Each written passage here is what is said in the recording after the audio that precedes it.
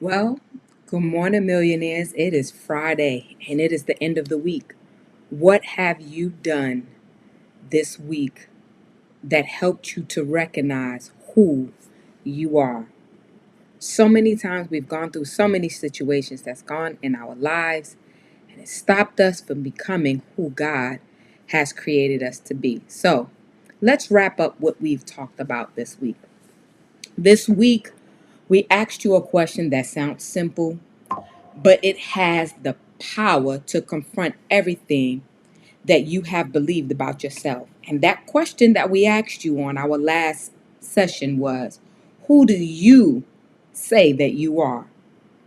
Now, what you do, not what you do, not who you're married to, not your position that you hold, not what business you own, but the title that God has called you. Who are you? In Matthew 16, we identified that Jesus asked his disciples, who do men say that I am? Before he addressed who he truly was, he had to expose what everybody else was saying about him. That matters because many of us have built an identity around what people said. Some said we were difficult, and so we learned to make ourselves smaller. Some said, you're not qualified. And so we stopped applying ourselves in certain areas of our lives. Somebody overlooked you. And so you began to think you weren't worth the call.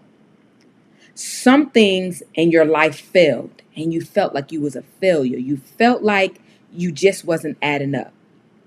You experienced a difficult season in your life, but guess what? You survived it. You survived every area, and that is your identity. You became the person that God called you to be. You're a survivor. You are someone who has overcome obstacles. You are someone who is able to push past. Maybe this week you didn't make it in every area. Maybe this week everything didn't add up. But does that change the question of who you say you are? Survival comes and situations comes in our lives that causes us to make us feel as if because we have not obtained certain places, we're not where we should be. But you are right where God desires for you to be. Who deals with your identity beneath your roles? You may be a mother, you may be a wife, you may be a husband, you may be a minister, you may be an entrepreneur, a caregiver, a leader, an employer, or a business owner. These are titles that explain what you do, but they serve a purpose in your life. They do not define who you are. A title can change, a position can change, a position can be removed, a position can be given. A business can go through difficult seasons and your children can grow up and you stop getting the applause. Your identity must not be rooted in the titles that was given to you. Your identity must be rooted deeper than anything that life can ever take from you.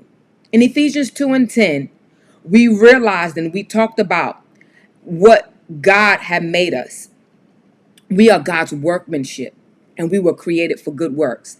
That means your identity did not begin when you rejected it. Did not begin there. It began when you started realizing who God called you to be. And so today, as we wrap up this end of this week, and as we sit and we ponder on all the things that we went through this week, you identified who, you identified the R, which brings you into the present, and you identified the you, the person beneath everything else that everyone asks for. You are the person underneath the expectations, the pressure, the performance, the pain, and the opinions. This is a version of you that learned how to function for everybody else. Now it's time for you to function for yourself. You've learned how to be dependable. You've learned how to be available to others. And now it's time for you to be available for you. Somewhere along the process, you have to understand that your identity is locked inside who God has created you to become. And so now we are at the arrival of the becoming. We are at the arrival of who God said. And this is a journey that we will continue to walk in, that we will continue to allow God to process us in and bring us into the agreement and full alignment in who He said. You're no longer invisible. You're no longer unseen. You're no longer that person that no one wants to be around. You're no longer the person whose business will not flourish because we devalue who we are. But today, I need you to decree and declare that I am who God says that I am. Maybe you didn't finish a project that you started, or maybe you asked for help and didn't receive it. But today, the help is here. You have to just take it. You have to make a decision to become who God has desired for you to be. So, in my closing, good morning, millionaire. Good morning to your new. Every Friday, I'll be giving you a good morning letter. And this is your affirmation for the new week. This is what's going to help you to stick according to what it is in your new becoming. And so today, I read to you, good morning, millionaire. There is a difference between the name people call you and the identity that you answer to. People may call you strong because they have watched you carry things they never had to carry.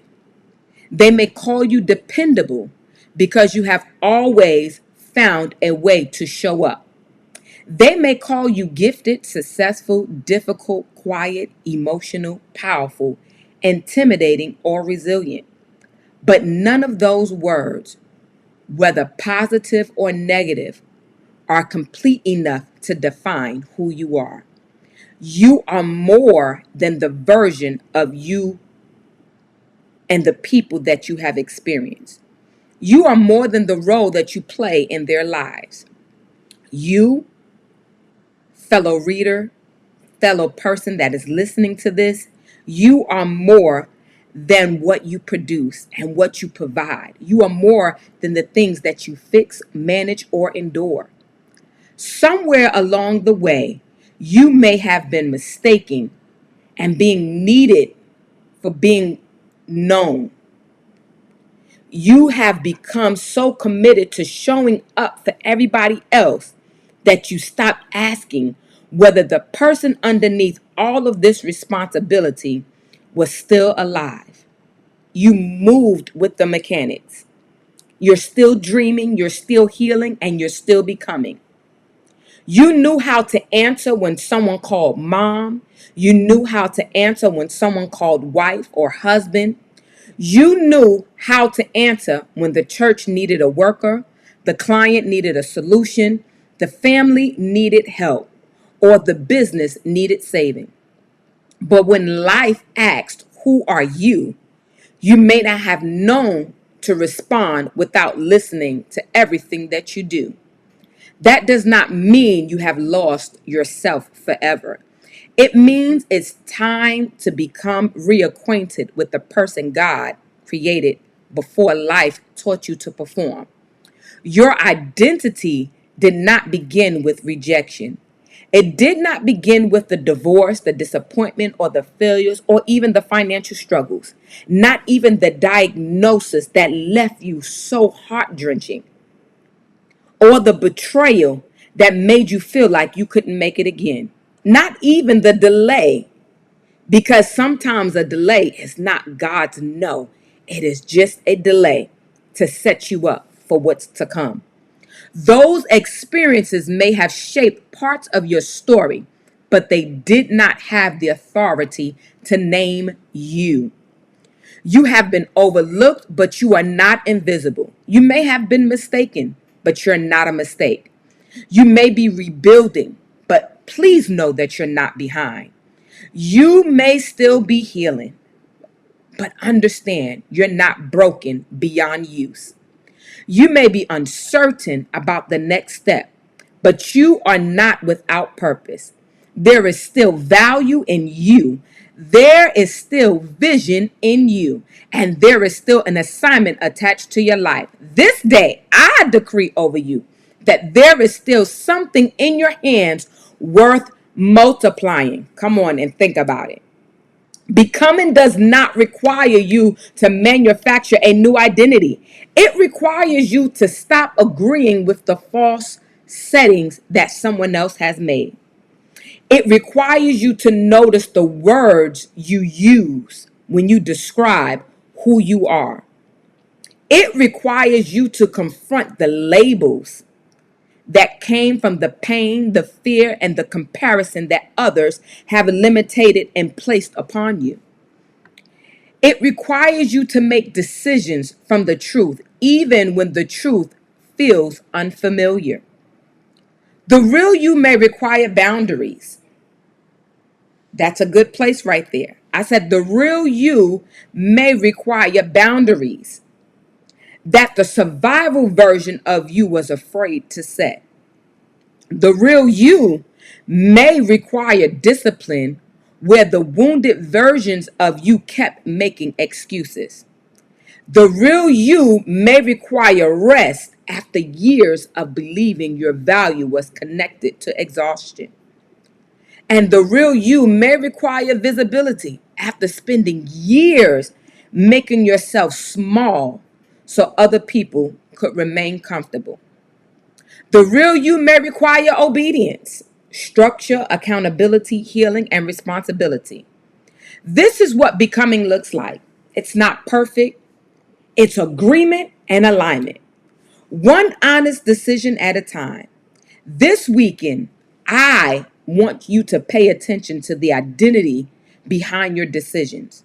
When you are tempted to retreat back to procrastination and over explaining to yourself and being people pleasers and comparing yourself or abandoning who you are, I need you to stop and think, what is making me make this decision? Is this the person God created?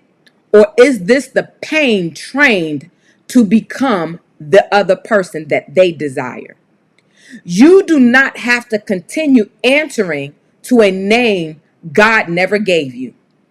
You are allowed to heal, to grow, to establish boundaries, and to build with structure. You are allowed to be seen and to become. So, guess what? Good morning, millionaire. Keep becoming and keep walking into your destiny. Father, in Jesus' name, we thank you that we have realized that we are becoming into the full person that you have desired for us to be. Today, we put on your strength and we put on the identity that you have called us into. Today, we're walking in our becomings, and we are now realizing that it is time to be the millionaire in our lives. Good morning, millionaire. Have a blessed, prosperous, and victorious day.